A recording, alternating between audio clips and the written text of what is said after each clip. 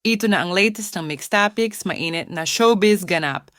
Marami ang masaya para sa aktres na si Miss Carla Abellana dahil muli siyang ikinasal sa kanyang first love at isang doktor na si Reginald Santos. Ibang-iba nga ang aura ni Carla ngayon dahil makikitang masayang-masaya siya ngayon sa kanyang kasal. At damang-dama umano ito ng mga netizens na nakapanood ng video sa social media.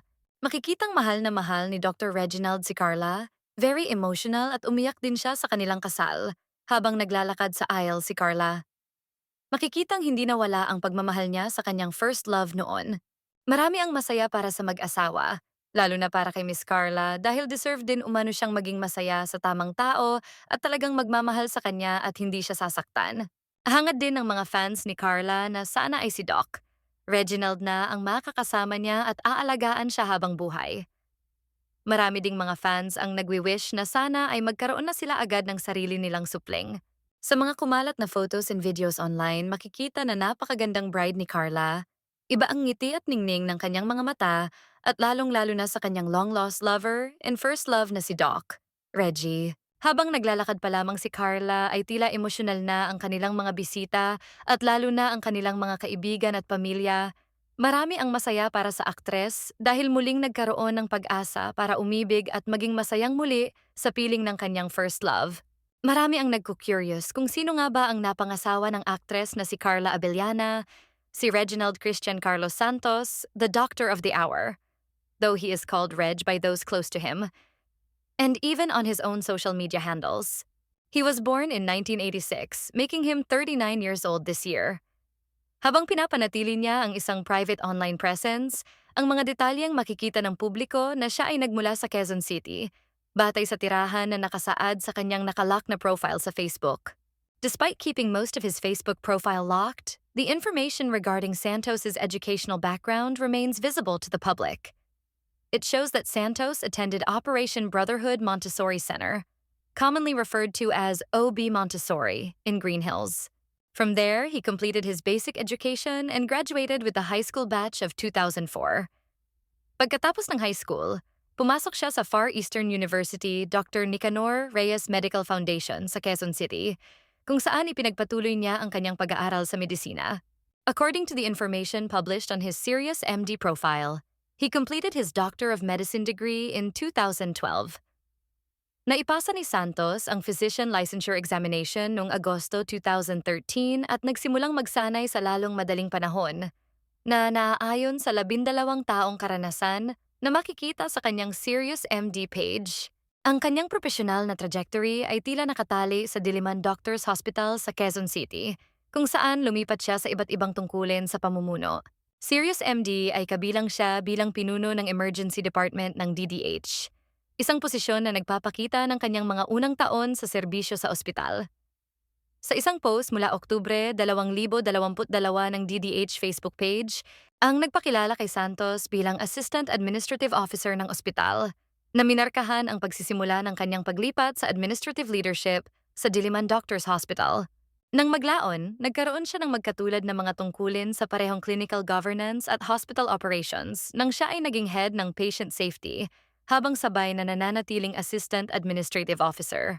This key executive position oversees medical standards, healthcare quality, and institutional policies. Dr. Reginald Santos is a medical director with a secret passion for the arts. He wanted to go to art school but decided to be a good son and fulfill his parents' hopes for him to become a doctor. And he did good. But the dream has never faded despite his successes in the medical field. This gallery is his personal journey, the pursuit of a dream deferred.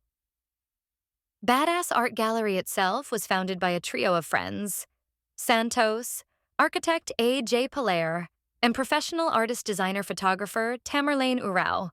Si Carla at Doc, Reg, ay dating magkakalase sa OB Montessori Green Hills.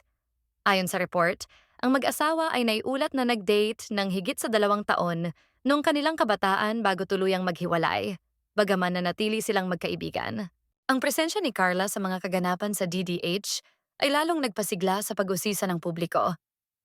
Sa grand opening ng DDH Center for Wellness noong October 18, 2023, kabilang ang aktres sa mga inimbitahang bisita. Makalipas ang halos 2 taon noong July 2025, Naglunsad ng bagong pag-iibigan si Carla noong July 18th, 2025. Nagpost siya ng candlelit dinner photo sa Instagram na nagtatampok ng misteryosong lalaki na bahagyang nakikita ang mukha habang nakatingin sa isang orange na booklet ng menu. Ang post ay mabilis na nag-apoy ng espekulasyon na minarkahan ang unang pagkakataon na nagpahiwatig si Carla ng isang bagong relasyon kasunod ng kanyang paghihiwalay sa dating asawang si Tom Rodriguez. On September 25th, 2025, Carla addressed the rumors on Fast Talk with Boy Abunda. When asked whether the man she posted was courting her, she replied, "It was a date. Yes, I've been actually seeing him." Kita niyo naman nakakadalawang post na po ako, di ba? Parang may pagka-soft launch po. Pero matagal ko na po yan siyang kilala.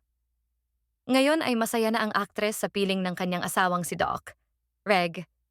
Samantala, marami naman ang napaiyak ni Carla sa kanyang wedding vow. Ito ang wedding vow ni Carla.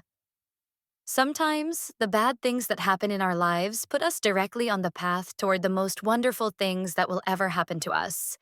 Who would have known it was still going to be us in the end? Just when I stopped looking for anything and anyone, life surprised me in the most unexpected way. It felt familiar. It wasn't messy or uncertain. It was real. It was healthy. Sa latest post naman ni Carla sa kanyang social media caption ng aktres ay, "My first and last. A love story over 20 years in the making. Two lives coming full circle. This is our story. Dr. and Mrs. Reginald Santos. Your past love should never stop you from loving again. Heartbreak wasn't meant to close your heart, but to teach you what you deserve. Not every love will repeat old wounds. Some arrive quietly, without chaos, and you will find that someone who gives you peace. Loving again isn't weakness. It's courage. Your past shaped you, but it doesn't get to decide your future."